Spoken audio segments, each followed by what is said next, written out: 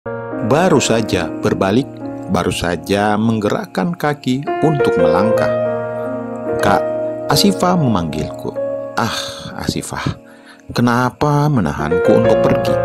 Suaranya nyaris tak terdengar andai aku tak fokuskan indera pendengaranku ini.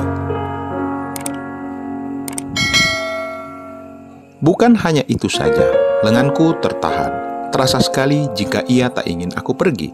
Ketika kurasakan pegangan pada lenganku ini yang begitu erat. Maafkan Puput, juga manusia kak.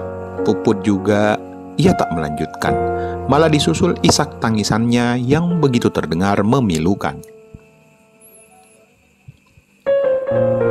Ada apa denganmu Put? Begitu batinku menebak-nebak. Put, ya Allah, kamu paham apa yang akan terjadi ketika kamu masih bersikap kayak gini? Dia tak membalas, berusaha untuk menahan tangisnya. Kamu paham konsekuensinya? Dia mengangguk.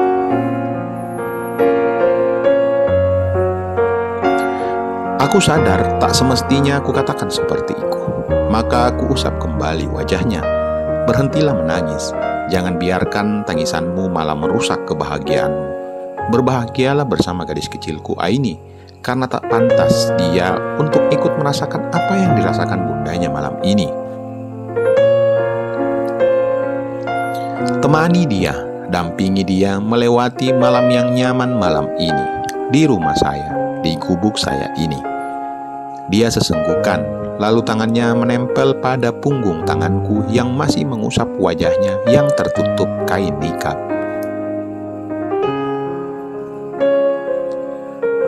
Wajahnya miring ke samping, mengapit tangan kami di antara pipi dan pundaknya. Terasa sekali kak, dia mengambil jeda, memejamkan mata.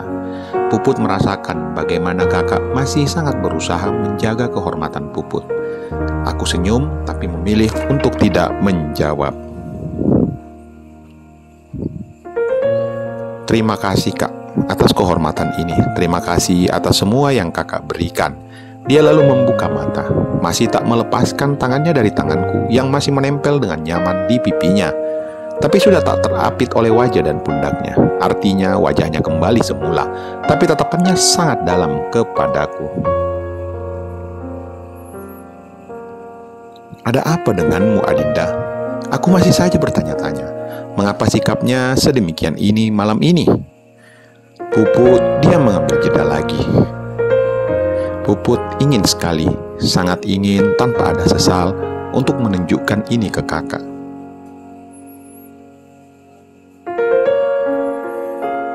Seperti gerakan slow motion, tanganku mulai diturunkan dari wajahnya.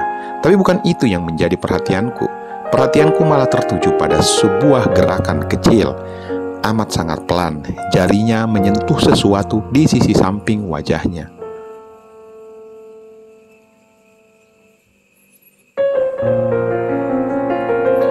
Kain nikab penghalang pandanganku ini secara perlahan mulai terlepas, mulai secara amat sangat perlahan menunjukkan wajah sesosok bidadari yang sesungguhnya di hadapanku ini. Seketika itu,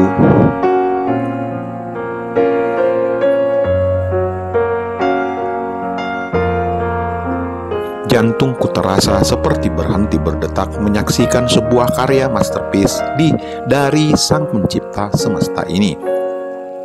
Cantik, satu kata yang mewakili apa yang seharusnya kukatakan kepadanya, namun karena bibir ini masih kaku jadinya.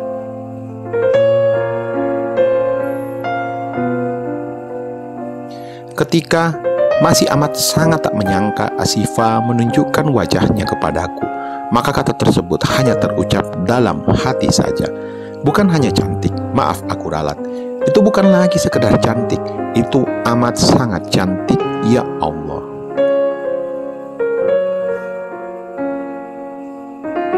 Sungguh sangat sempurna, kesempurnaan di antara salah satu karya ciptaan-Mu ya Allah, Tuhan pemilik segalanya. Sang bidadari berkerudung yang secara sadar harfiah telah melepas cadarnya sendiri, sungguh membuatku terpukau, terpesona.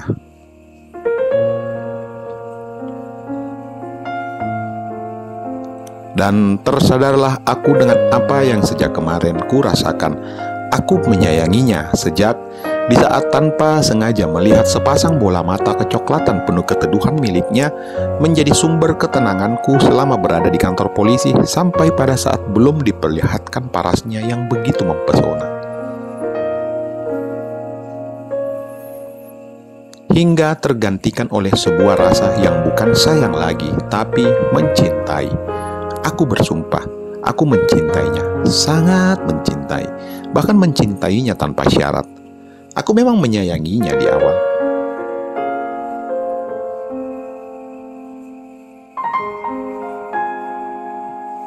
Kuakui itu, menyayanginya tanpa tahu bagaimana parasnya, bagaimana dirinya yang sebenarnya. Hanya sepasang matanya saja yang selalu dan selalu membuatku tenang ketika ku tatap berlama-lama. Namun ketika tahu wajahnya seperti apa,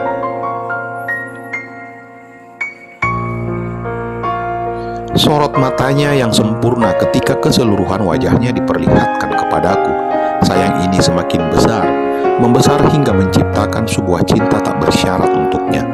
Berarti lu cinta sama dia karena habis ngelihat wajahnya dong.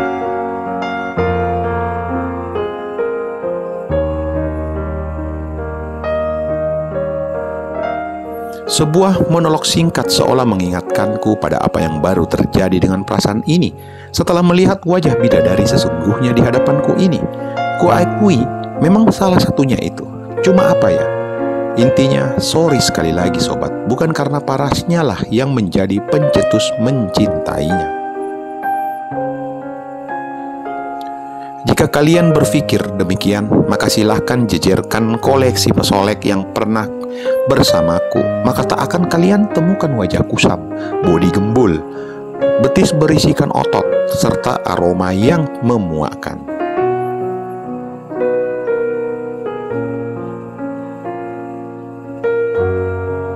Ataukah kulit yang lebih gelap dari warna kulitku yang pada dasarnya berwarna kuning langsat, lebih ke warna coklat? Enggak kawan, mereka semua cantik. Ya, kuakui itu.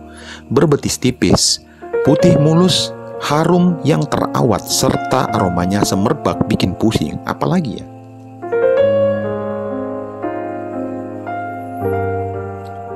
Aku rasa sudah cukup menggambarkan bagaimana pesolek koleksiku termasuk berkelas. Namun apa?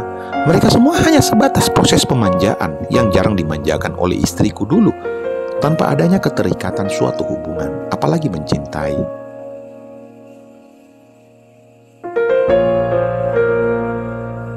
Oh iya, tanyakanlah kepada para pengusaha lainnya di negara ini. Mereka akan memiliki istri seperti jenis wanita yang kusebutkan sebagai pesolek liar, ataukah sesosok berbusana seperti bidadariku ini. Maka kalian akan mendapatkan jawaban mayoritas menginginkan cantik,